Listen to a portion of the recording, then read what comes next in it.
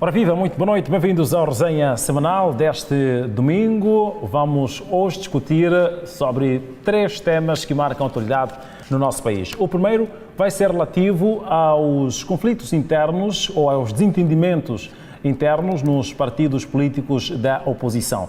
Vamos tentar perceber se estamos diante de alguma fragilidade no contexto de democracia nos partidos políticos ou estamos diante de uma fragilidade no seio da oposição no país. Vamos avaliar esta situação, olhando para aquilo que foram os últimos acontecimentos, quer na Renamo, quer também no Podemos, mas vamos também olhar para o Movimento Democrático de Moçambique, que afinal de contas também tem os seus problemas. Vamos, sobretudo, olhar para a questão da gestão financeira no seio dos partidos políticos e a prestação de contas ao povo. Afinal de contas, o dinheiro que os partidos políticos parlamentares representados neste painel recebem é dinheiro que sai do orçamento do Estado, ou seja, é dinheiro público. Portanto, vamos tentar compreender como é que estes partidos justificam o uso deste montante que lhes é atribuído pelo Ministério das Finanças e até que certo ponto pode-se criar alguma fidelidade relativamente à atribuição deste montante, tendo em conta aquilo que é o seu uso. Vamos também tentar perceber se vale a pena o Estado continuar a despender dinheiro financiando os partidos políticos com assentos parlamentares, tendo em conta aquilo que têm sido as justificações ou não. Vamos ainda hoje discutir relativamente ao assunto das reformas, que é um assunto que continua dominando a esfera pública. Vamos encontrar aqui algumas, ou melhor, vamos trazer aqui algumas opiniões relativamente a esta medida pretendida pelo Governo e que poderá ser chancelada na Assembleia da República. Vale mesmo a pena estender-se a idade de reforma de 60 para 65 anos ou pode-se manter assim como está? Vamos tentar compreender os impactos positivos e também negativos desta pretensão do Governo. Ainda hoje vamos discutir sobre aquilo que é a tensão no Médio Oriente. Sabe-se que houve a invasão dos Estados Unidos e também a do Israel ao Irão, uma invasão que aconteceu no dia 28, portanto, a primeira ofensiva foi lançada no dia 28 de fevereiro e os ataques continuam sem nenhuma previsão de um diálogo que possa culminar com o cessar-fogo naquela área do Médio Oriente. Portanto, vamos tentar encontrar a relação entre o conflito e o nosso país, neste caso a relação entre o conflito no Médio Oriente e os possíveis impactos no nosso país. Estes são os 3 temas que vão nortear o nosso debate de hoje e conta com a presença do Dr. Domingos Gundana, conta também com a presença do Dr. Renato Mualega, representando o Movimento Democrático de Moçambique. O Dr. Gundana representa a Renamo e o engenheiro Mussa representa o partido no poder, a Frelimo. Boa noite, Dr. Gundana. Saudação aos telespectadores. Muito obrigado. Boa noite a todos que nos acompanham lá de casa. Damos graças a Deus pelo mais um dia que Ele nos concedeu. Tivemos um melhor culto e acredito que todos já tenham regressado a casa. Assim, aos meus colegas e aos fazedores deste programa, vão as minhas saudações. Muito obrigado. Dr. Mualega, boa noite. Boa noite, caro telespectador. Quero saudar igualmente os colegas do painel, saúdo a equipa da TV Miramar. Quero igualmente saudar e felicitar aos membros do Movimento Democrático de Moçambique pela passagem de 17º aniversário da Constituição do partido, que assinalou-se ontem, sábado, dia 7. Portanto, desejar festas felizes e que cuidemos do nosso partido. Muito bem. Engenheiro, boa noite. Bem, muito obrigado, Luciano. Antes de mais, a todos uma boa noite, a si, aos colegas do painel e ao pessoal que nos assiste a partir de casa. Vamos ter mais um debate para falar um pouco mais de Moçambique e aquilo que são os seus problemas e soluções. Muito obrigado. Muito bem, vamos então olhar para os conflitos internos ou desentendimentos, como queiram classificar, no seio dos partidos políticos. Vamos mesmo olhar para esta questão financeira. Segundo esta informação, a nosso poder, a Frelimo recebe mensalmente 26 milhões 596.200 meticais. Confirma, ilustre moça.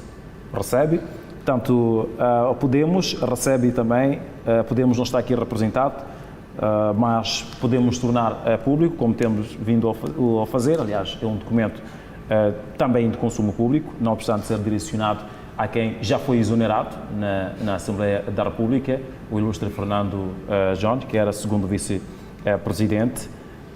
Portanto, recebe 6.687.933 meticais e 33 centavos. Renamo está aqui representado no painel, recebe 4.019.938 meticais e 46 centavos. Temos também o Movimento Democrático de Moçambique, representado no painel, que recebe 1.244.266 meticais e 67 centavos. Portanto, mensalmente o Estado moçambicano gasta 38.548.338 meticais e 46 centavos, correspondente a uma verba de 466 milhões anuais. Vou começar hoje pelo ilustre Muelega. Penso que será a primeira vez a tomar a palavra aqui no debate. Está sempre no meio e nunca no canto, portanto, acaba sendo penalizado por isso. Mas é sempre o segundo, de todas as formas. Dr. Muelega, recentemente, fez referência, por meio de um órgão de comunicação, que o partido não organiza eleições para a substituição, para a sua própria substituição, porque já está fora do mandato, há 3 anos, na Liga da Juventude do partido, porque eventualmente está com alguma dificuldade financeira.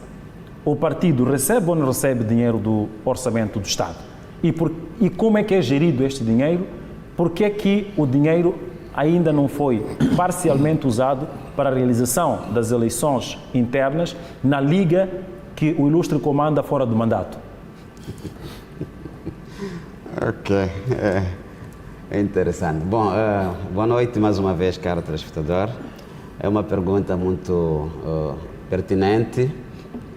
Sobre a questão financeira nos partidos, eu penso que é uma questão que o debate público tem estado a aflorar nos últimos tempos e, no caso vertente do partido que eu faço parte, de facto recebe, porque decorre da sua representação parlamentar, e todos os partidos com representação parlamentar, e fez bem a leitura da tabela que aqui apresenta, que tornou-se pública. Portanto, é uma realidade que nós temos este valor. Mas sabe-se que a dimensão que os partidos alcançaram com a sua existência tornou-se também difícil fazer gestão desse valor, tendo em conta aquilo que são as despesas que a democracia, digamos assim, acarreta. Daquilo que eu sei, o valor recebido serve para o funcionamento das delegações políticas do partido a nível do país, para falar de delegações de província, delegações de distrito, bem como pessoas que funcionam nesses lugares. Portanto, agora, há uma pergunta que faz que é mais direcionada a mim. De facto, é também uma realidade. A Liga da Juventude do MDM já passam 3 anos que já deviam ter renovado os seus órgãos, porque o mandato estatutariamente é de 5 anos e passaram 5 anos em 2022, não, e 21, e de lá para cá não se conseguiu realizar, portanto, não, 2023, é isso. De lá para cá não conseguiu se realizar a conferência precisamente porque aquilo que é o orçamento para a realização deste evento está muito aquém das capacidades que o partido tem neste momento para responder a este evento. Daí que nós, como Liga, apresentamos o ofício o partido fez o orçamento e o partido, daquilo que sabemos, de lá para cá está a fazer esforços para que haja resposta positiva deste evento. Muito bem. Dr. Moeleg, Sim. 1.244.266 meticais e 67 centavos. Há 5 anos, há 3 anos que está fora do mandato, mesmo o partido recebendo este valor mensal, não conseguem realizar eleições porque não têm dinheiro. Para que serve este dinheiro? Usam para quê? Olha, quando se fala de um partido como MDM, pela sua dimensão, tem que perceber que 1.200.000 é muito pouco para funcionamento, porque tem despesas correntes. Os partidos pagam a luz, pagam a energia, pagam funcionários, pagam rendas. Portanto, há despesas que não podem ser adiadas. Quem são os funcionários que recebem no partido? São os delegados provinciais? Não, os delegados provinciais têm um subsídio, sim. De quanto? Não posso precisar neste momento porque não tenho atualização. Como presidente da Liga recebe quanto? Não, os presidentes da Liga não recebem. Não recebemos, eu não recebo nada, nem da Liga das Vindas, nem da Liga da Mulher. Portanto, os quadros nacionais, dos órgãos nacionais, nenhum deles recebe salários. Portanto, nós fazemos trabalho voluntário e não há salário, que fique claro sobre isto. Portanto, o que queríamos perceber aqui, Dr. Moelega, é todo o partido tem conhecimento detalhado de como este dinheiro é usado? Olha, não, todos os membros do partido? É assim, para teres uma resposta sobre essa pergunta é que os órgãos precisam de reunir. Um dos grandes problemas, o grande déficit neste momento que instalou-se no partido é a ausência de reuniões. E a prestação de conta é estatutária e não decorre em qualquer lugar, decorre no âmbito de uma reunião de um órgão competente para fiscalizar, portanto, a direção do partido. Esse órgão chama-se Conselho Nacional. Portanto, infelizmente, depois das eleições, este Conselho não conseguiu reunir até hoje, também pelas mesmas razões. Ou seja, o órgão que devia prestar contas, sim, não está a reunir porque não tem dinheiro, sim, mesmo recebendo dinheiro mensalmente. Sim. Há quanto tempo não reúne o Conselho? Daquilo que eu me lembro, a última vez que este órgão reuniu foi em 2023, na preparação das eleições autárquicas. Portanto, é isso, 23. As eleições autárquicas foram 23, sim, 2023. Portanto, para chancelar aquilo que eram as diretivas de atuação do MDM nas eleições autárquicas. Portanto, de lá para cá, o órgão não reúne, e não reunindo, o partido não conhece, portanto, não tem informações objetivas de articulação financeira neste momento sobre as despesas do partido, precisamente. Quem tem acesso direto à conta do partido? O departamento financeiro. O partido tem um departamento das finanças que também tem uma tabela de utilização desses fundos, tem a lista das contas correntes, portanto, as contas do partido do MDM são geridas pelo departamento financeiro. Mas são públicas, apresenta-se publicamente, porque é dinheiro público, sai do orçamento do Estado. Não, sempre que o partido reúne, as contas são apresentadas, os membros questionam o orçamento, quer dizer... Não, digo ao povo. Olha, ao povo não sei, não posso precisar. Talvez ia remeter ao próprio povo, sabe, se tem acesso a esta informação. Muito eu, bem, como membro, o que me cabe dizer é que as reuniões estatutárias do MDM, a reunião do Conselho Nacional, é discutido, sim, são apresentadas as contas, é aprovado o orçamento para o exercício econômico seguinte, e tudo isto é feito em fórum de reuniões. Muito bem. Do Conselho Nacional. Muito bem. Ilustre Dr. Gundana, a Renamo recebe 4 milhões 19.938. Recebia mais na legislatura anterior por conta do número de deputados. O que a Renamo faz com este dinheiro? Bem, muito obrigado. Eu acho E gostava também de saber se presta contas publicamente sobre o recebimento deste dinheiro. Existe algum modelo de prestação de contas? Como é que é aplicado o modelo? Como é que é a transparência na gestão financeira dentro do partido? E até que certo ponto o público tem conhecimento daquilo que é o uso do seu erário no Partido Renamo? Nós estamos num país... bem, muito obrigado.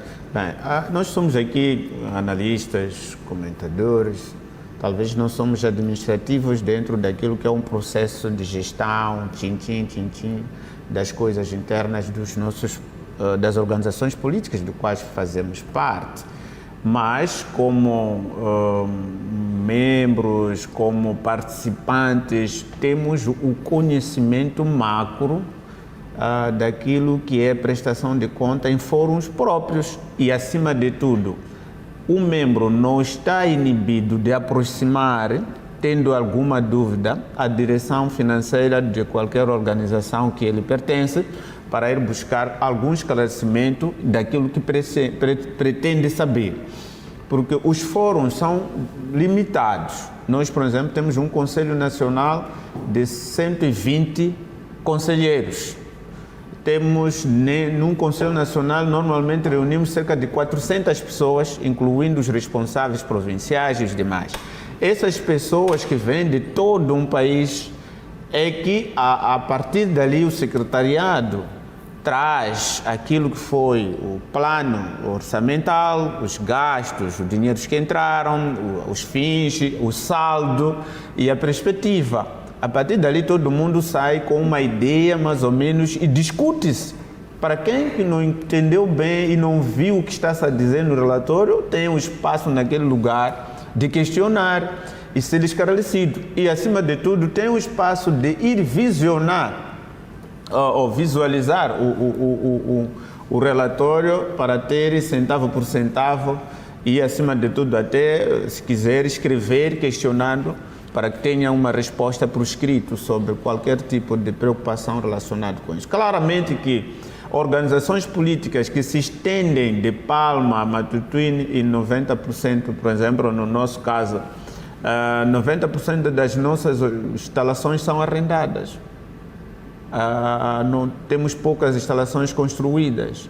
E os gastos por rendas às vezes são mais acrescidas do que talvez os gastos até pelo trabalho do dia a dia. Normalmente os partidos, não sei os outros, não pagam salário, pagam algum subsídio de atividade às pessoas de tempo inteiro. Estamos a dizer aquelas que são as bandeiras, aquelas auxiliares que trabalham, aqueles que estão ali onde é possível trabalhar-se, que tenham uma instalação que dá para alguém sentar lá e receber quem vier, para receber expediente ou envio de expediente, o material informático, as correspondências. Os assessores do presidente do partido não recebem? Dr. Gundana não recebe como assessor? Não, pelo acaso não sou assessor para receber, sou assessor político para questões políticas, não tem nada a ver com questões materiais. Mas os assessores recebem? Não, os assessores não têm dinheiro. Primeiro porque, do princípio, aqueles que eram, por exemplo, nós tínhamos na altura o assessor político nacional, o Venâncio Mondlane, estava na Assembleia da República. De lá ele tinha o seu salário. Tínhamos o assessor Muxanga, estava na Assembleia da República, de lá tinha o seu salário. Tínhamos outros assessores em cada província que foram constituídos, mas a maioria deles estavam nos órgãos deliberativos e de lá eles têm alguma coisa. Então, o partido não tinha custo sobre... Este é um cargo sem custo, é um cargo de exercício normal que não tem custos dentro do próprio partido. Agora, poderia, talvez, a partir do próprio gabinete do presidente, na altura o líder tinha algum subsídio do Estado para o seu funcionamento do seu gabinete. Então, talvez o seu pessoal dentro do seu gabinete pudesse ter alguma coisa.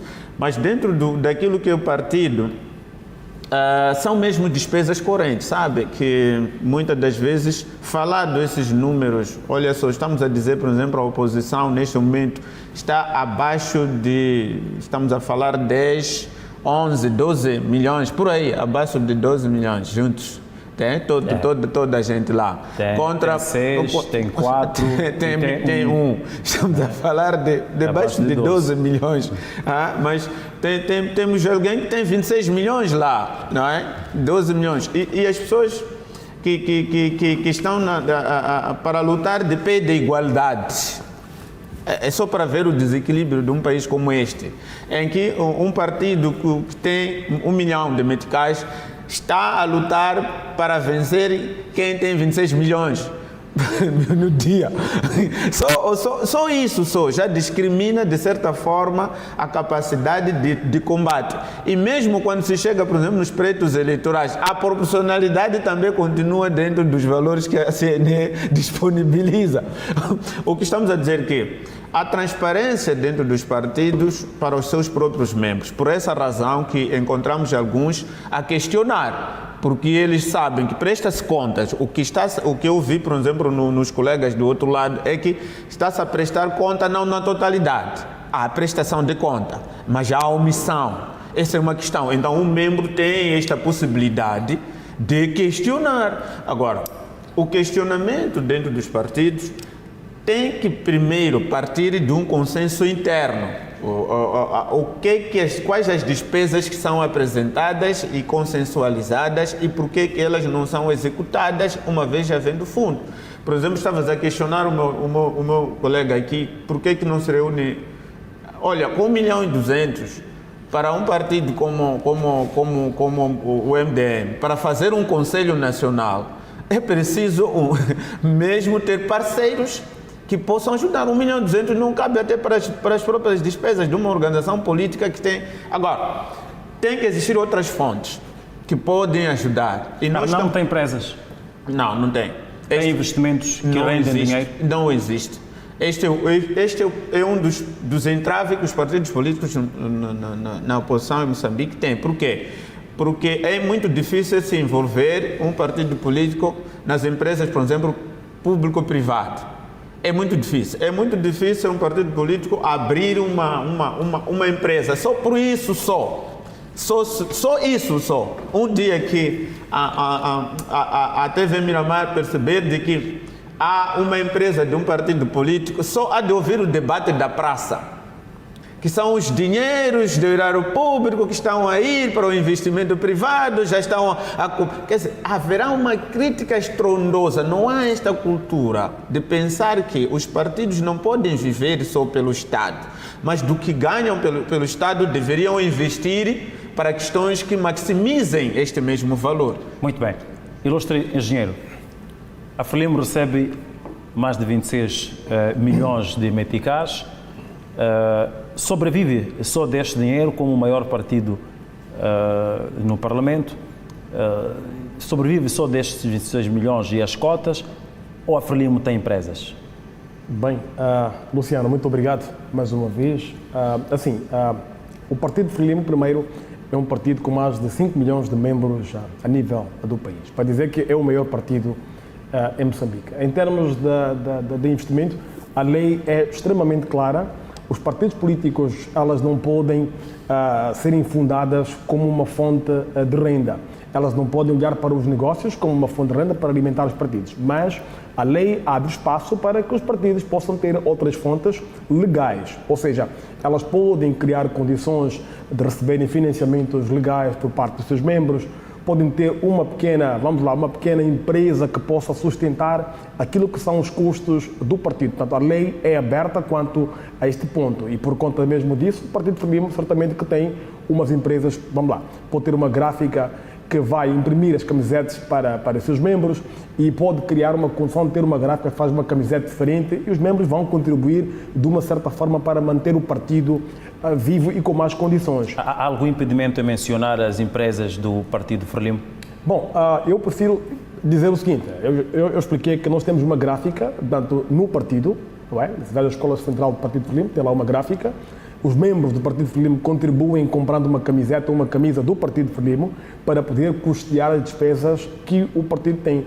É preciso lembrar que o partido é muito grande e está em todos os distritos e localidades do país. E o único investimento é na gráfica. Bom, pode ter mais investimento, certamente que eu não estou neste momento em pé para poder fazer a descrição de todos os negócios que o meu partido possa ter. Mas há empresas, sim senhor, há, porque a despesa também é muito grande. Repara que para poder manter em pé os 5 milhões de membros, as sedes que nós temos, as despesas que nós temos com a questão ligada à água, à energia, é muito trabalho que tem que se manter. E repara que durante o período de campanha, mesmo antes das campanhas, nós temos que manter viva a chama do partido. Não esqueça que nós temos reuniões regulares, de Maputo a Rovuma, não é? Nós temos reuniões em cada sede e isto torna, vamos lá, o partido um bocadinho carregado em termos de despesas. É preciso criar condições para que eles sobrevivam.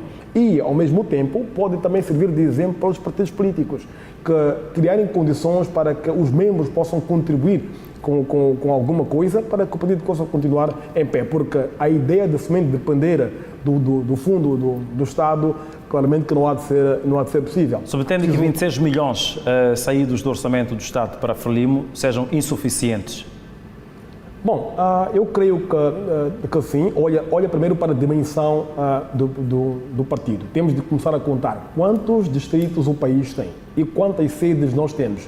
Temos de mantê-las com energia, com água, com segurança e todas as condições possíveis. Ainda por cima, temos de criar condição de poder pagar aqueles que de forma voluntária estão a militar connosco. Portanto, é uma grande despesa. E por que não criar condições que podemos aumentar? Queremos comprar, vamos lá, viaturas para a movimentação dos nossos membros e criar uma condição, vamos lá, saudável para o pessoal que está connosco a trabalhar. Portanto, eu penso que 26 milhões pode ser um valor irrisório e, por conta mesmo disso, nós temos que nos reinventar, ir buscar mais dinheiro através dos nossos investimentos, que é uma coisa legal, porque a lei assim o permite. Quais são as vantagens que o partido tira para a gestão da própria agremiação, sendo o partido que está no poder? Retira alguma vantagem para a gestão do próprio partido?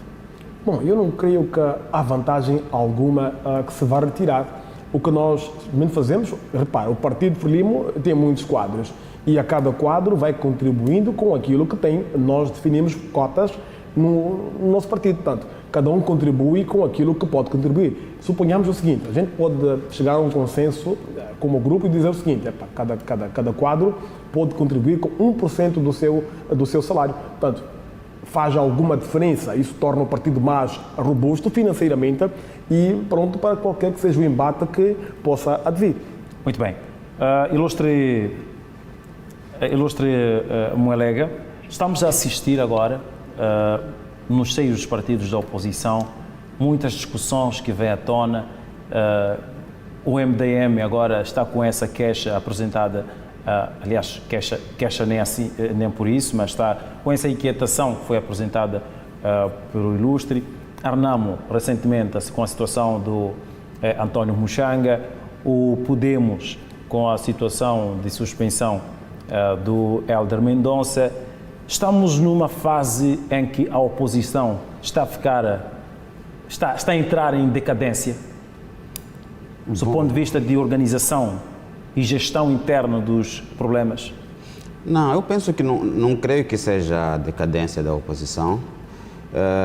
Cada partido tem a sua história, há de perceber que cada um desses partidos tem alguma razão de ter os problemas que tem. Nós, o MDM,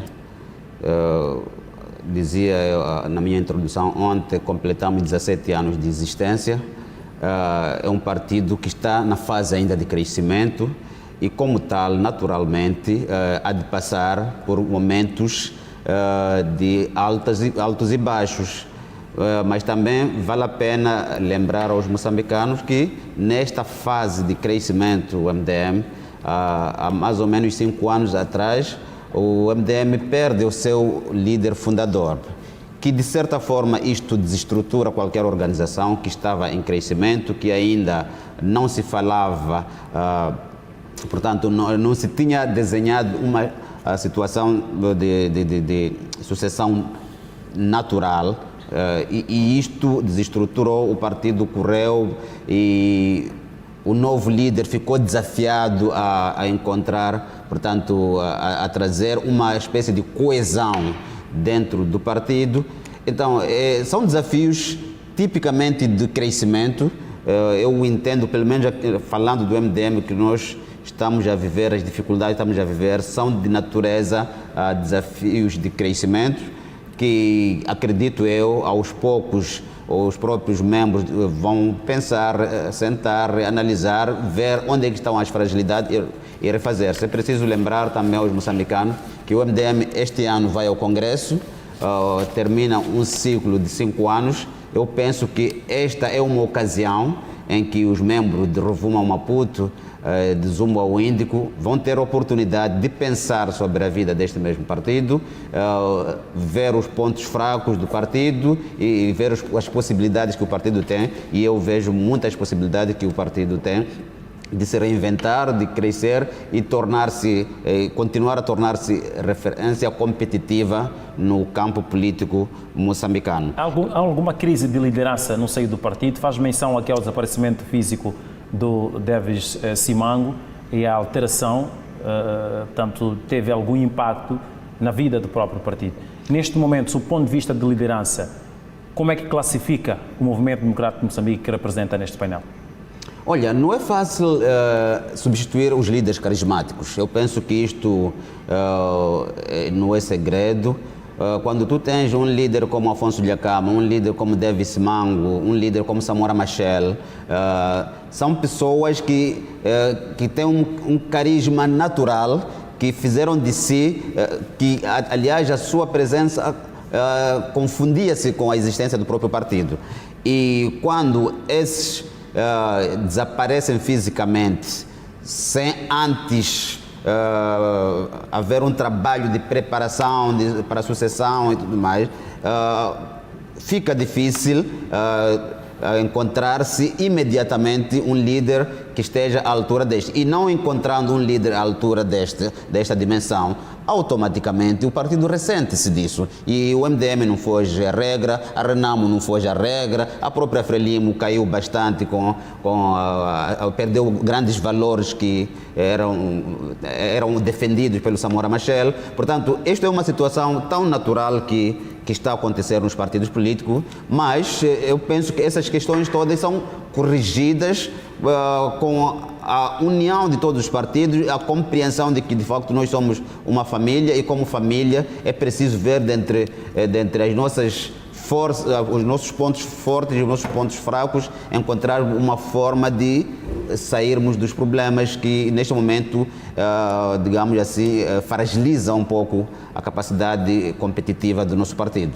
Mas não resta dúvida que a morte de Davis Simango fez com que o MDM abanasse um pouco a sua estrutura, a sua espinha dorsal, porque de facto era um líder extremamente carismático e nós tivemos que correr rapidamente para um congresso extraordinário de forma que o partido não parasse, que o partido continuasse a funcionar e depois estamos nessa. Agora, já passamos 5 anos, vamos novamente a mais um congresso, certamente já mais calmos, certamente poderemos organizar melhor a nossa casa. Mas não estão a conseguir organizar o Conselho para substituição do ilustre que está fora do mandato? Como vão conseguir fazer o congresso?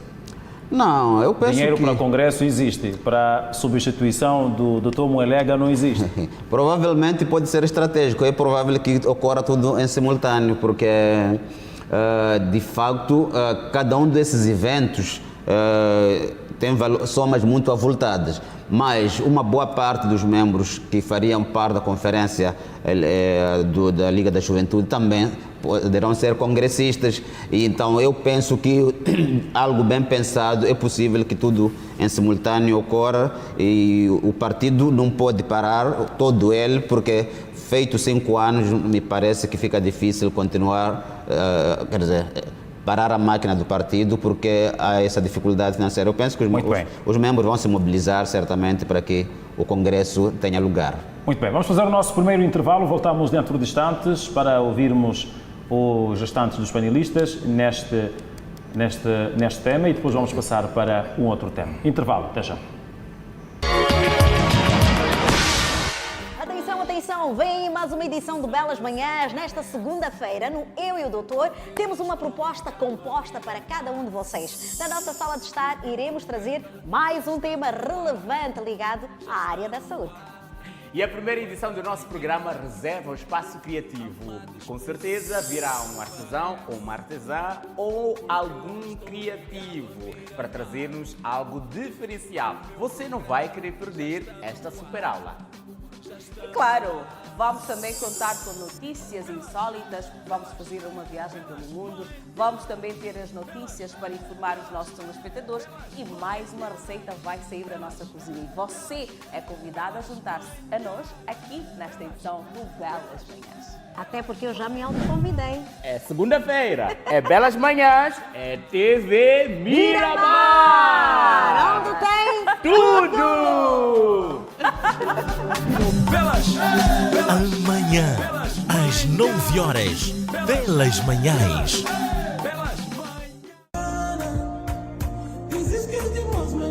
Ai, país e mundo! Temos um encontro marcado para a edição desta segunda-feira para mais uma semana aqui no programa Atrações, no mesmo endereço, Televisão Miramar. Vamos contar com as misturas do nosso DJ Baca. Vamos ter momento nostálgico, pipocas crocantes, escaldantes e por vezes picantes. Mais importantes e muitas novidades. É segunda-feira! Boa semana!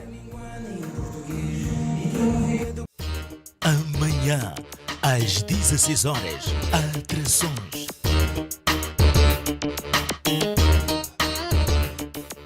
Siga nossa página no Facebook e Instagram. Socorro Matavel. Unidos pelo bem-estar da nossa comunidade. Faça parte da mudança no seu bairro. Com Socorro Matavel. 86 830 30 30. Compartilhe o que acontece na sua comunidade e faça denúncias. Estamos aqui para prestar assistência e informação para todos. Juntos podemos fazer a diferença. Siga nossa página no Facebook e Instagram. Socorro Matavel. Unidos pelo bem-estar da nossa comunidade.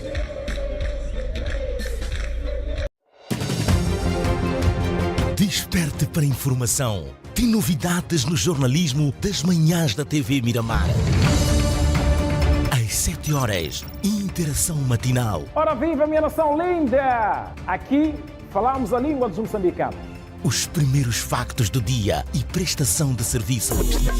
Às 9 horas, Belas Manhãs. Atualidade, moda, saúde e beleza. Aqui você fica a par de tudo. No Balanço Geral tem informação. Com rigor, responsabilidade e bom senso. Às 12 horas, Balanço Geral. Uma visão geral do que move as nossas equipas de reportagem em todos os lugares. Miramar, contigo em primeiro lugar. Atenção, atenção, vem mais uma edição do Belas Manhãs. Nesta segunda-feira, no Eu e o Doutor, temos uma proposta composta para cada um de vocês. Na nossa sala de estar, iremos trazer mais um tema relevante ligado à área da saúde. E a primeira edição do nosso programa reserva o espaço criativo. Com certeza virá um artesão ou uma artesã ou algum criativo para trazer-nos algo diferencial. Muito bem, estamos de volta, seguimos com o nosso debate. Doutora Gundana, esses conflitos, esses problemas nos partidos políticos que ultimamente têm vindo à tona, de certa forma ilustram a fragilidade da oposição. Daqui a pouco temos eleições já em 2028. Como é que o país irá a eleições olhando para aquilo que é a pujança da oposição? Estes pequenos problemas, entende que estão, de certa forma, a reduzir o número de simpatizantes dos partidos da oposição, ou nem por isso? E como é que a oposição pode conseguir lidar com isto sem colocar em causa a sua própria imagem e o respeito que os simpatizantes têm pelo partido? Bem, as organizações de massa sempre têm tido essas tendências de crises, crises que os ajudam, às vezes, a melhor se posicionar, a melhor se organizar. Isto é como uma família que tem os seus filhos que nunca caem doentes. No dia em que cair doente, toda a gente fica alarmado. Às vezes, há batalhas necessárias para que o posicionamento, o pensamento interno possa crescer. Estava a vir aqui o colega dizer, por exemplo, tem 5 milhões de membros, mas se nós sairmos hoje, irmos o que está a acontecer, por exemplo, ao nível das escolas,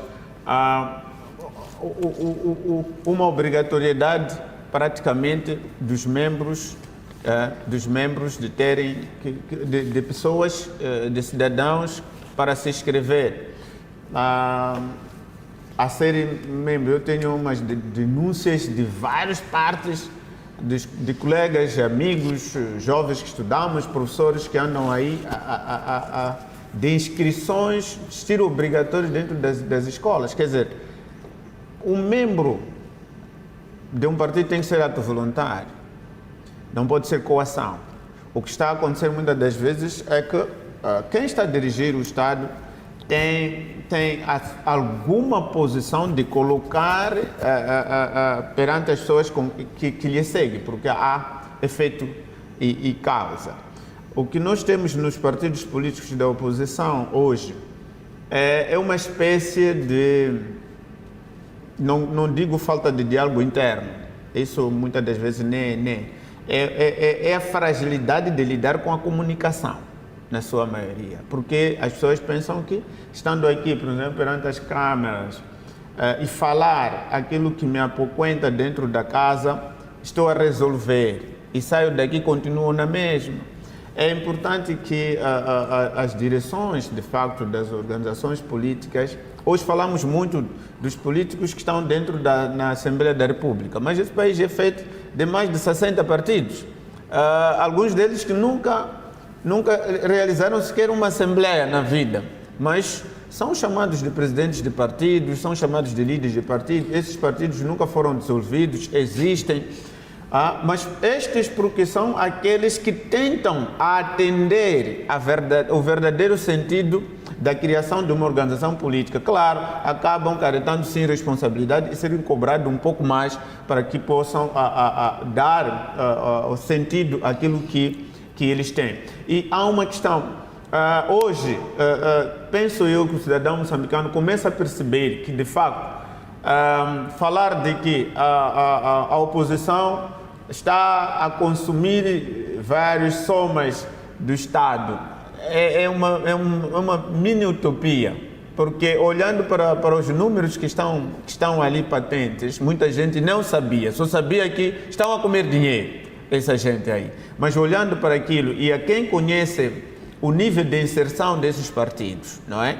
O Podemos acaba de chegar, está a germinar, ainda não tem uma extensão em termos territoriais, ainda não tem uma estrutura real, pode-se questionar como é que estão a fazer, mas o resto dos outros que têm, de facto, de Palma a Matutuino, de Rovuma ao Maputo, pessoas que esperam por essa organização, o material de trabalho, todo o resto, vais perceber que no fim do dia, 1.200.000, 4 milhões, 5 milhões, é algo irrisório, não é nada. Estava a falar, criar uma empresa com 4 milhões, com uma estrutura que só essa estrutura, por exemplo, a Renamo caiu dentro da Assembleia da República, mas não caiu a sua estrutura.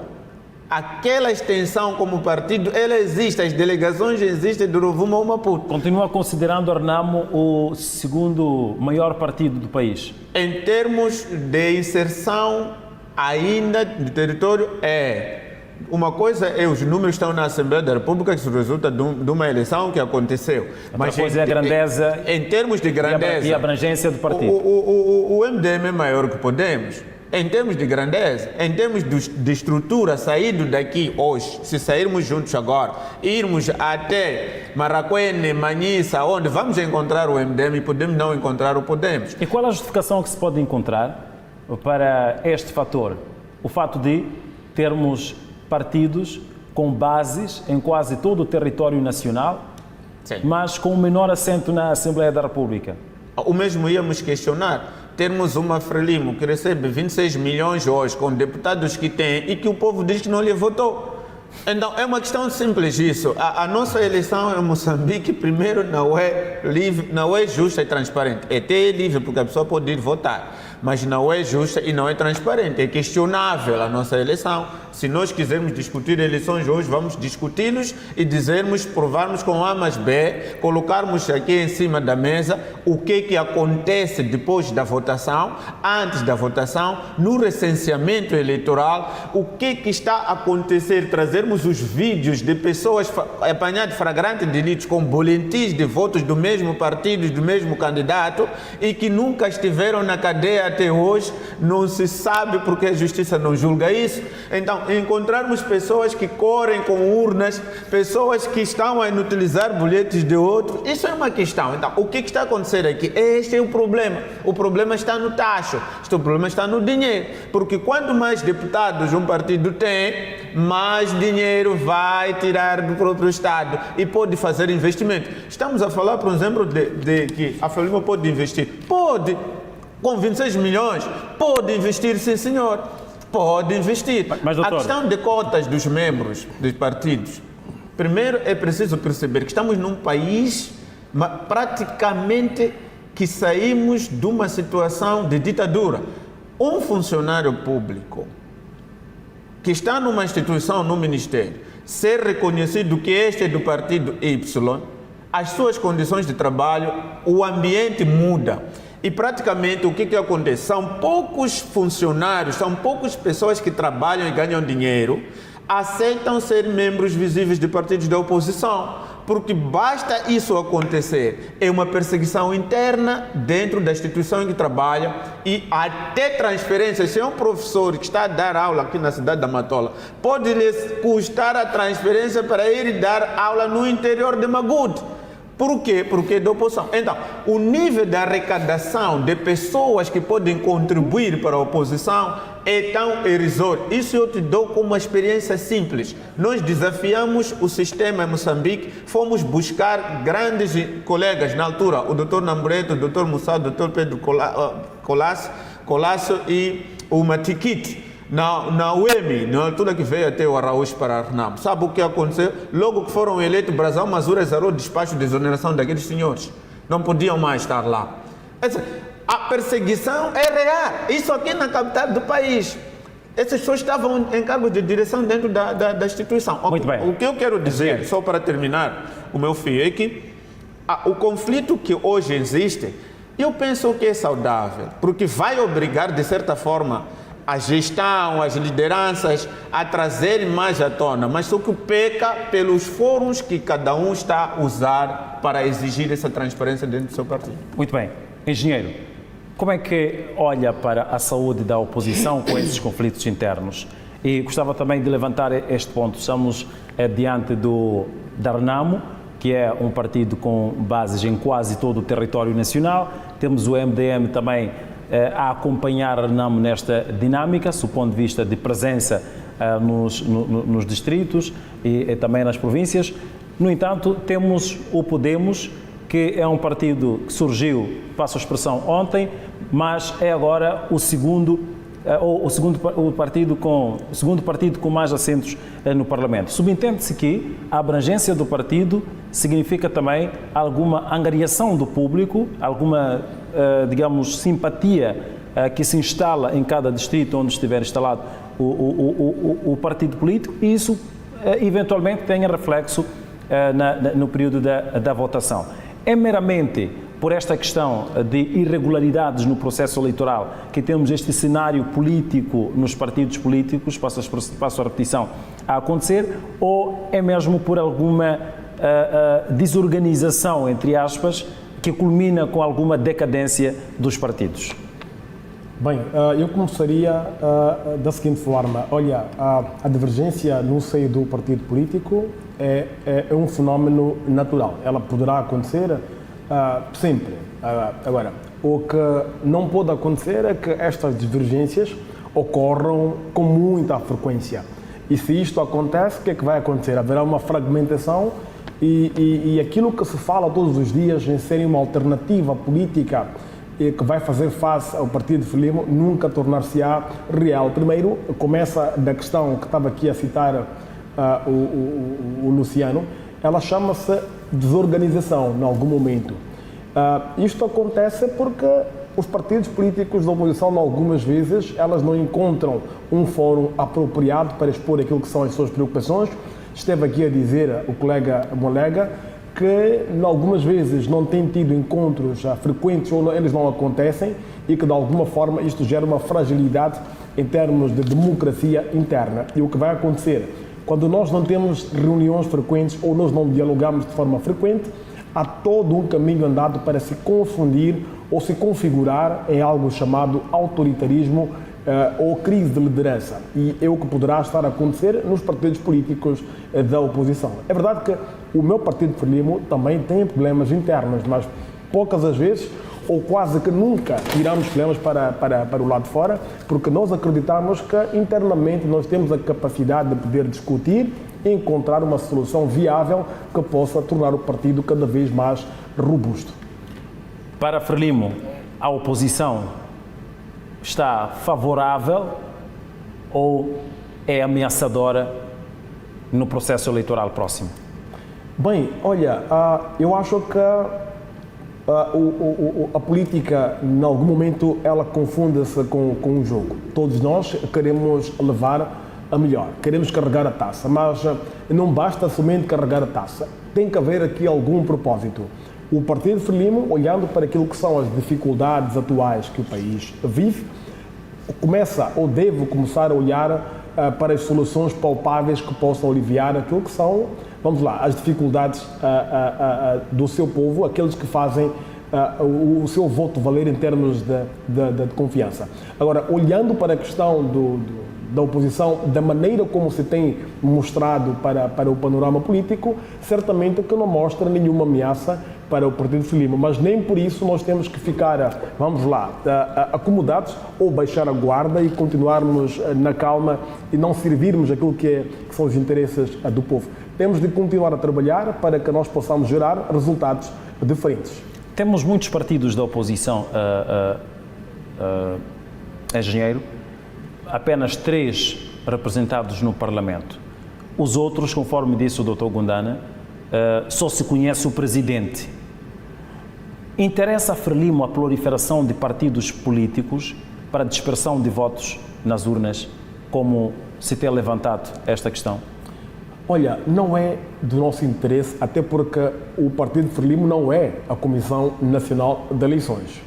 Eu acho que esta resposta tinha que vir da Comissão Nacional de Eleições, se vale a pena continuar a ter tantos partidos políticos que de alguma forma não contribuem para aquilo que é, vamos lá, a alternância política, um debate democrático na sociedade. Mas há uma opinião do Francisco Moça, atenção, é fundamental que nós tenhamos vários partidos políticos da oposição, porque estes senhores fazem toda uma diferença e trazem um debate diferente e um debate democrático.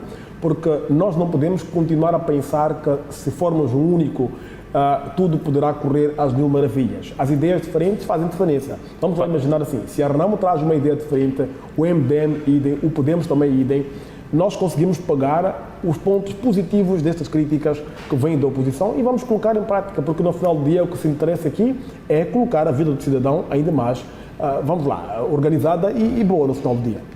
Para além da Renamo, do Podemos e do MDM, quais são pelo menos 3, 4 partidos políticos que a Frelimo entende que estão devidamente a contribuir em prol do bem-estar da nação, trazendo aqui alguma opinião diferente. Trazer opinião diferente é normal, mas do ponto de vista de contributo prático, para além dos 3 partidos da oposição representados no Parlamento, quais são os partidos que fazem menção, que são importantes?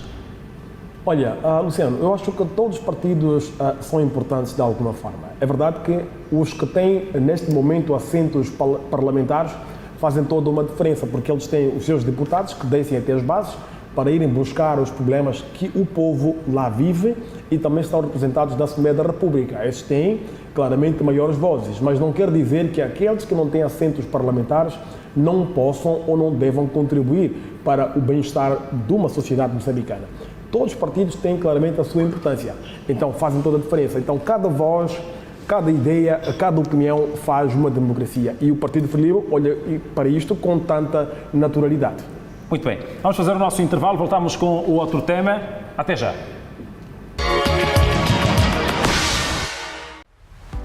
Você não vai querer perder esta super aula. E claro, vamos também contar com notícias insólitas, vamos fazer uma viagem pelo mundo, vamos também ter as notícias para informar os nossos telespectadores e mais uma receita vai sair da nossa cozinha. E você é convidado a juntar-se a nós aqui nesta edição do Belas Manhãs. Até porque eu já me autoconvidei. É segunda-feira, é Belas Manhãs, é TV Miramar! Onde tem tudo! Amanhã, às 9 horas, Belas Manhãs.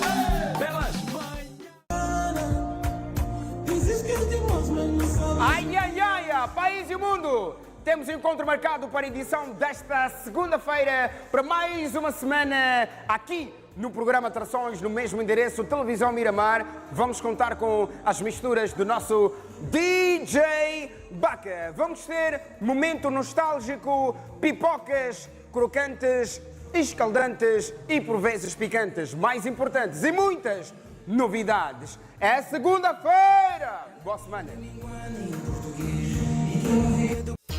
Amanhã, às 16 horas, Atrações.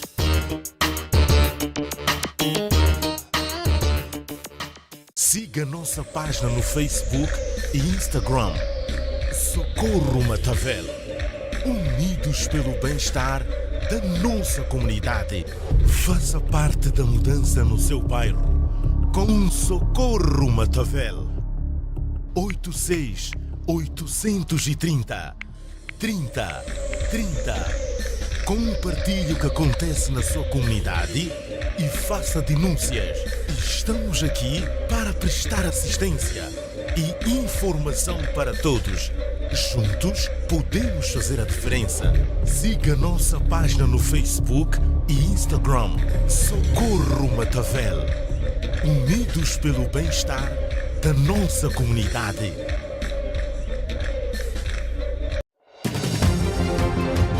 Desperte para a informação.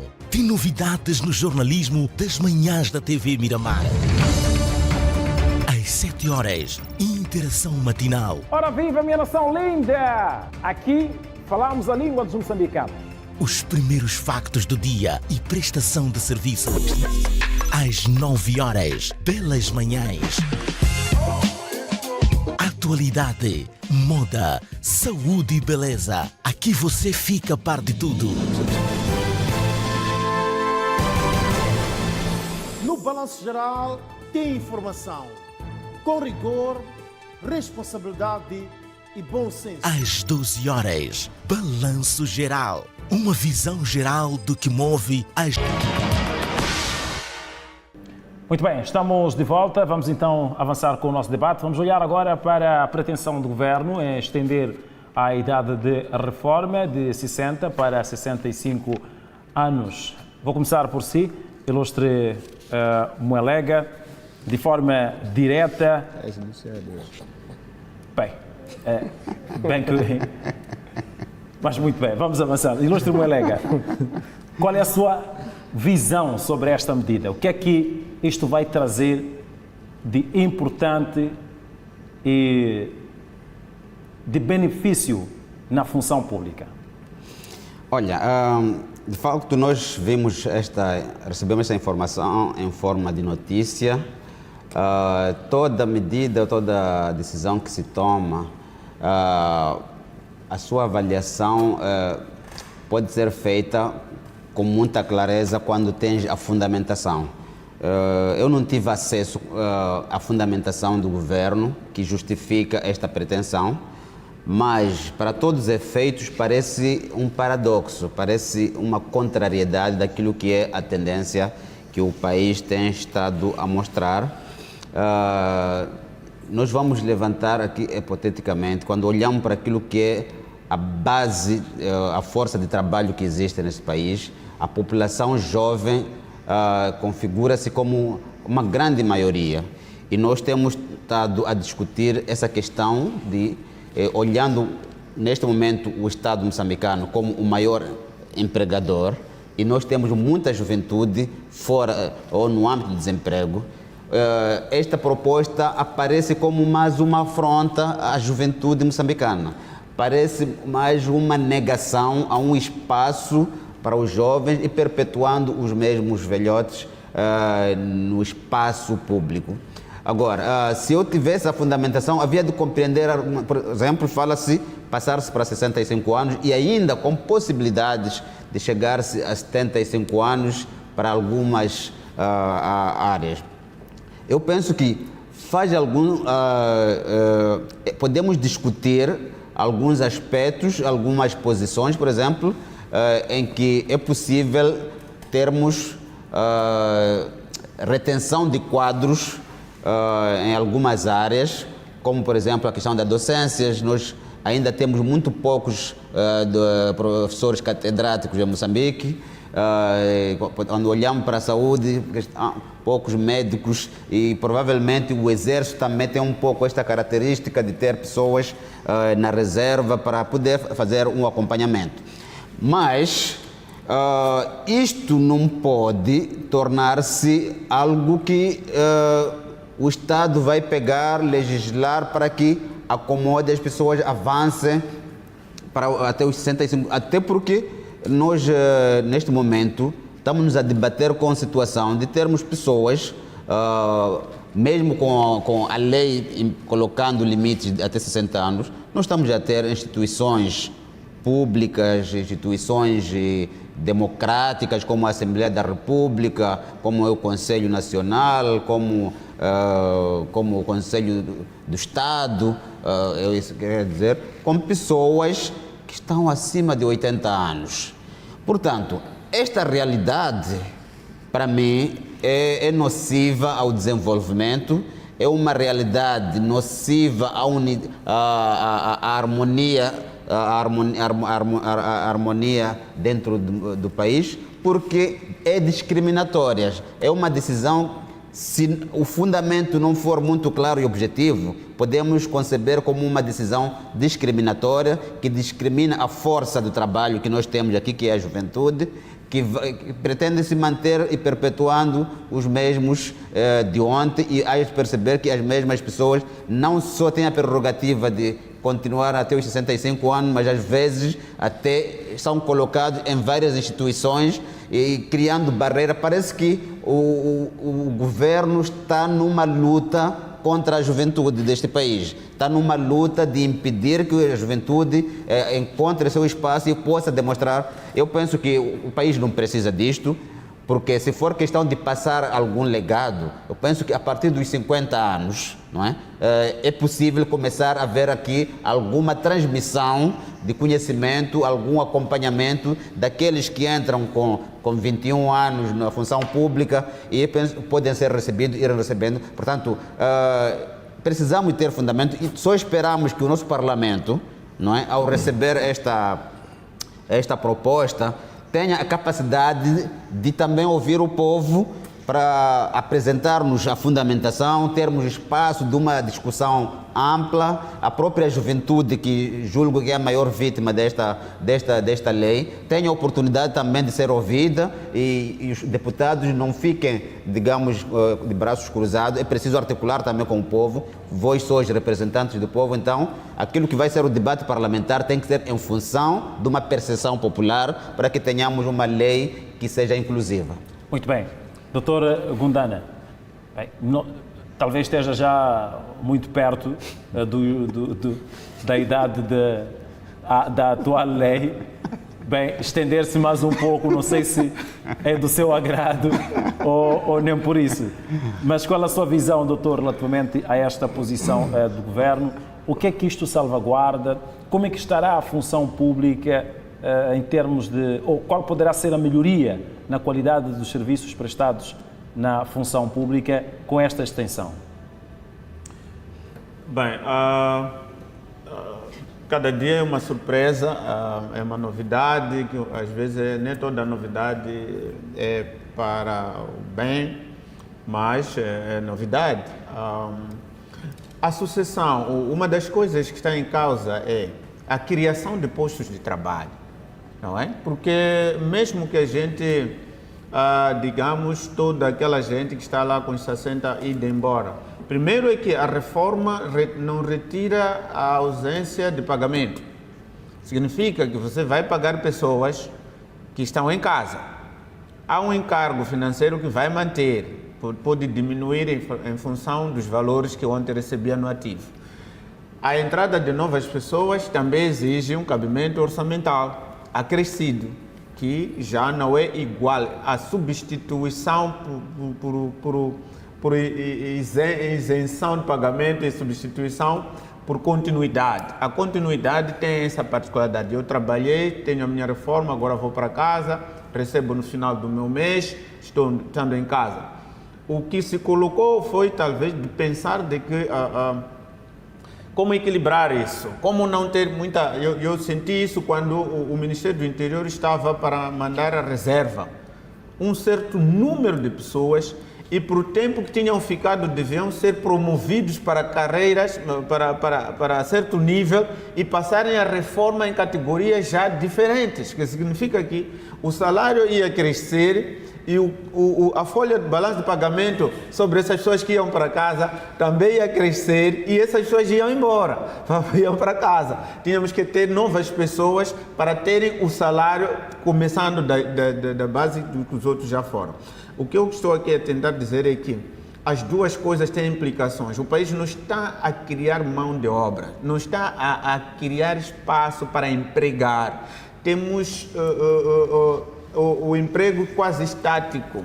E quando é assim, a nossa luta é substituir quem está ali por nós. Não há criação de mais um posto para eu estar em paralelo com a pessoa que está lá para poder trabalhar.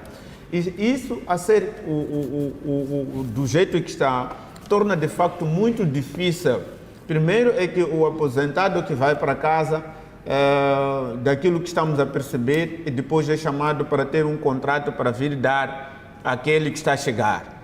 Quer dizer, não há um tempo de acompanhamento, por quê? Não está-se a criar um posto para que o novo entre, encontre este, avancem juntos até esse que saia. Não está-se a criar mais um posto, está-se a diminuir até o posto de trabalho. Agora, por exemplo, eu estava a acompanhar aquela informação, dizia é 3 por 1, o que significa que saindo na comunicação dizia 18 mil, não é? Ia-se contratar cerca de 6 mil ou 600 pessoas, ou 6 mil pessoas. Significa, é 3 por 1, quer dizer, saíram 3, contratamos 1, ou sai 1, contratamos 3. Como é que é isso? Estamos a dizer sai muito, mas contratamos pouco. Por quê? Porque aqueles que saem ainda têm dentro do balanço de pagamento algum dinheiro que tem que receber. Então não há como contratar, sai 3, contratar 3. Então, o nosso problema em Moçambique está mesmo relacionado com o desemprego. A juventude não tem emprego porque não há outro espaço a ser criado fora dali onde está aquele madal. Como estás a dizer, se eu não sair daqui, não vem mais um jovem me substituir. Não está a se criar nada do meu lado para que esse jovem ao chegar, eu vá com ele. Então, a luta do país devia encontrar formas de criação e de geração de emprego para que aquele que chegue encontre aquele que já estava, caminhem juntos, seja profissional e depois lhe é deixado. Isso, se nós acrescentarmos mais anos e não estamos a criar emprego, significa também mais anos de espera daquele que tem que me substituir. E a pessoa só irá substituir num posto que não está ninguém. E é ali que se exige tanta experiência do indivíduo que não passou por nenhuma experiência porque não teve oportunidade de trabalhar com ninguém. O resultado é que o nível de produtividade, o nível de materialização baixa, porque quando a pessoa entra, não tem lá um indivíduo antigo que lhe dá tudo, esta pessoa vai levar muito tempo para poder assimilar e depois começar a voar. Está a voar, já chegou o nível de ir para casa. Isto aconteceu agora no mundo do exército. Sabe que o serviço militar obrigatório em Moçambique eram 2 anos. Depois de 2 anos, o cidadão regressava. 2 anos e pouco. O que acontecia é que o mancebo entra, no fim do treino, o Estado já gastou muito, já investiu nele, já viveu, está a ir para casa. Não há mais retenção. Decidiu-se que devia passar para 5, porque significa que dos 2 anos de treino, mais 2,5 de treino, mais 2,5 de probabilidade, a pessoa já pode decidir se quer ficar ou quer ir para casa. Já temos uma situação de uma pessoa preparada para isso. Então, formava as pessoas para casa. É isso que eu acho que 75 anos para aquelas carreiras, quer dizer, não é para ir no cirurgião, 75 anos que já treme, já não dá também, né? Mas aquele que está na academia a transmitir o conhecimento para o novo que vai fazer o trabalho, penso que não está errado quando existir esse tipo de pessoas. Não sei, lá no meu país ainda existem pessoas com 75 anos ainda em forma, bom, e uma e outra pessoa, porque 90% de nós chegamos aos 65, já estamos definhados porque a vida é cara, não dormimos, pensamos, estamos cheios de estresse. Você chega a 65 anos, outra pessoa que você encontrar, Luciano, dizer que essa pessoa tem 45 anos, você não vai acreditar, já é uma dala, porque a vida lhe estressou, o país não criou condições para essa pessoa. Então, estamos a prolongar sim o tempo, vai valer porque esses estarão a receber, mas muitos funcionários que nós temos também são pessoas de chivochongos, são pessoas de chaguchenas, você encontra ele, nem parece funcionário público, porque o estresse dos bancos,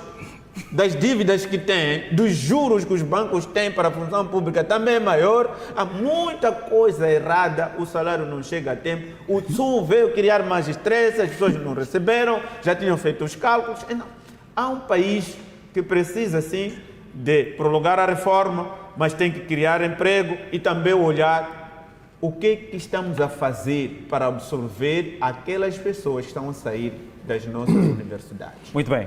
Ilustre engenheiro, qual a sua visão relativamente a esta posição ou a esta proposta do Governo? Bem, é verdade que a proposta ainda nos é nova, temos ainda muito tempo para podermos estudar e podermos tirar ilações desta proposta de lei, mas permita-me dizer que há uma informação que está clara nesta proposta de lei que versa sobre a questão das áreas específicas que poderão prolongar a questão da idade até pelo menos 75 anos de idade. Não se está aqui a dizer que poderão ser todos os setores. Estamos aqui a falar de setores chaves. Falou aqui há pouco tempo o Gundana que é a questão ligada ao Exército, por exemplo, ou a questão ligada aos médicos. Os médicos podem muito bem ficar por muito mais tempo, por mais que até estejam trêmulos, eles estarão lá para poder passar o conhecimento para os mais novos. Olha que numa fase próxima, provavelmente cerca de 17 mil funcionários poderão ir para a reforma e pode claramente abrir espaço para a entrada de mais pessoas para a função pública, mas não quer dizer que vai aliviar a questão ligada à segurança social, poderá fazer uma pressão para esse setor.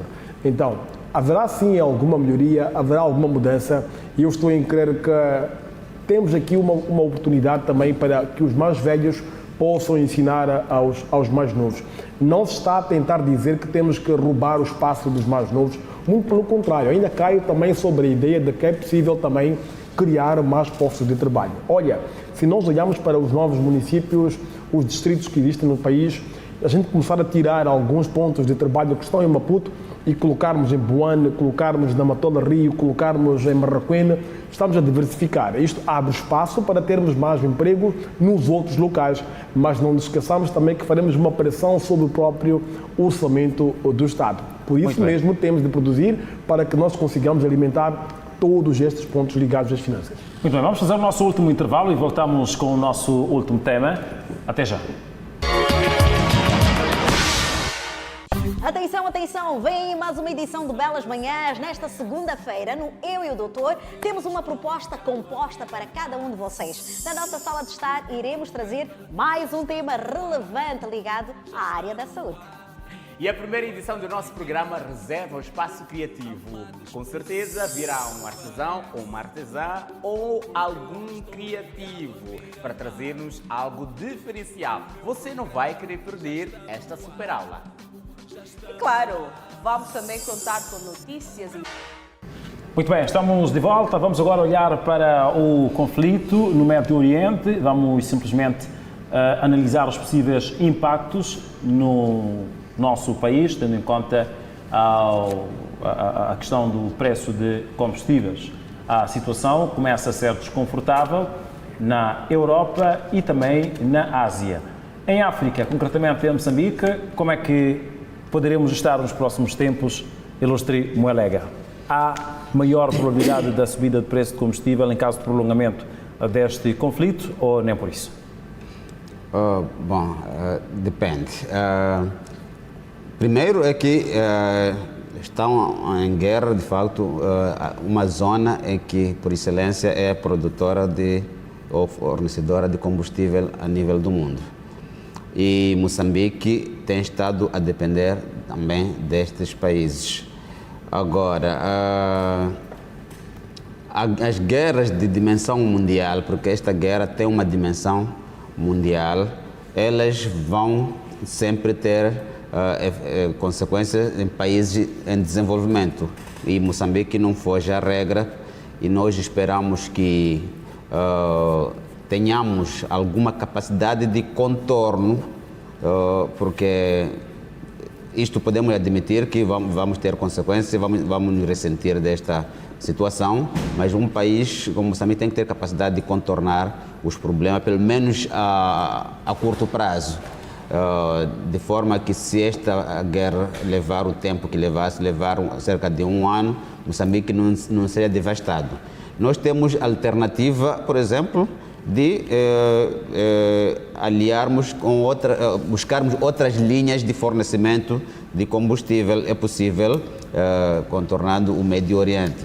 Mas também, para o bem do povo moçambicano ou do Estado moçambicano, outro mecanismo de contorno é pensarmos internamente aquilo que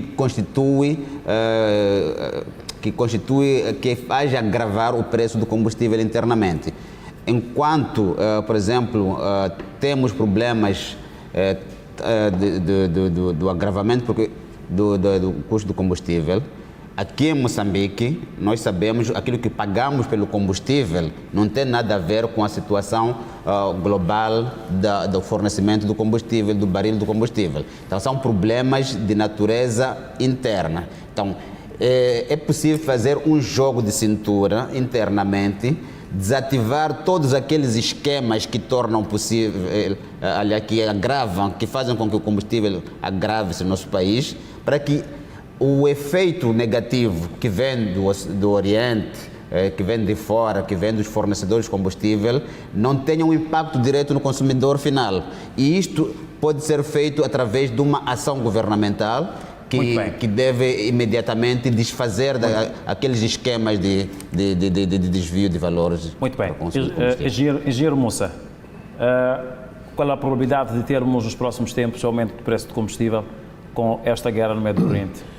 Bem, ela é muito larga em termos de probabilidade. Primeiro, permita-me dizer que 40% do combustível que alimenta o país passa pelo Estreito de Hormuz, e se ele for fechado, certamente que nós teremos um impacto negativo nas nossas economias ou mesmo nas nossas finanças.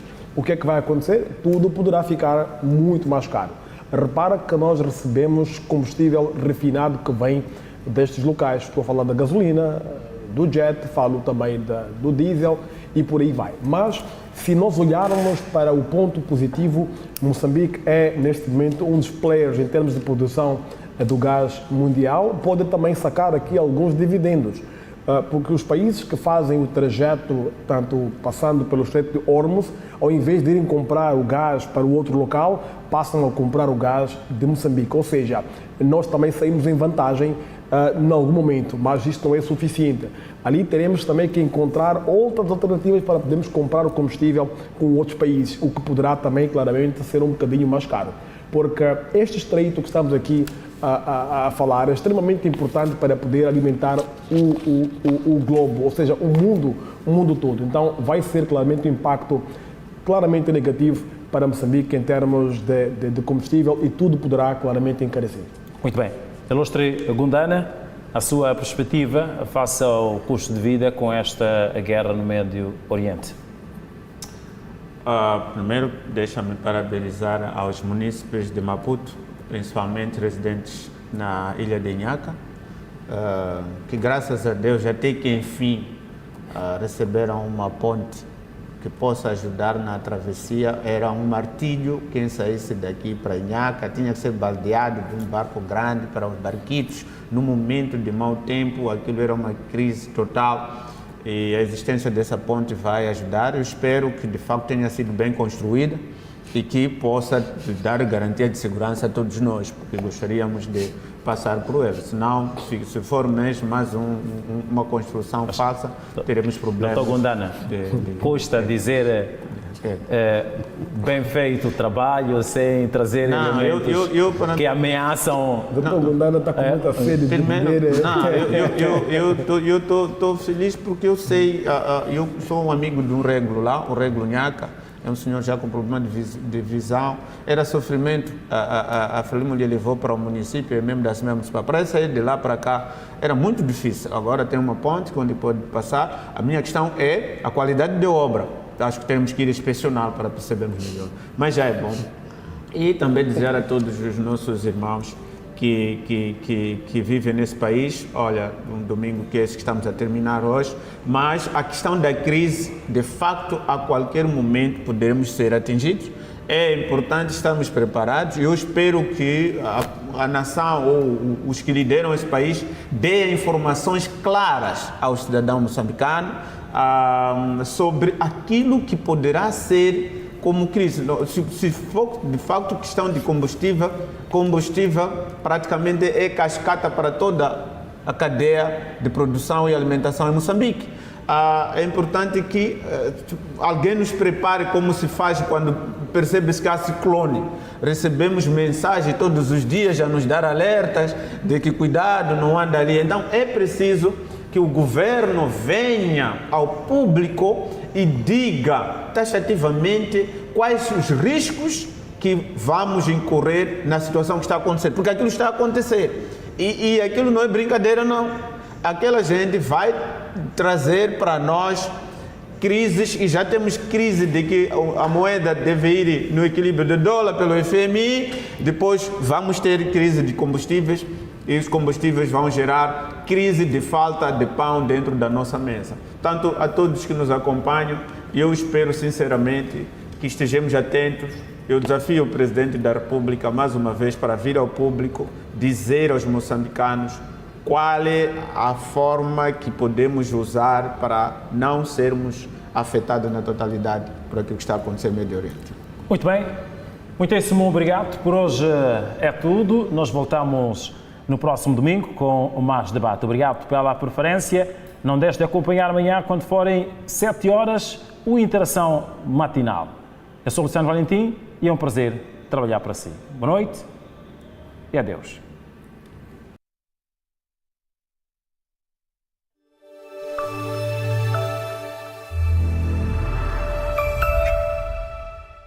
A carta. Você a viu? Você a leu? Não, papai. Mas o senhor murmurou sobre ela para a enfermeira na ambulância. Ela nos contou tudo, papai.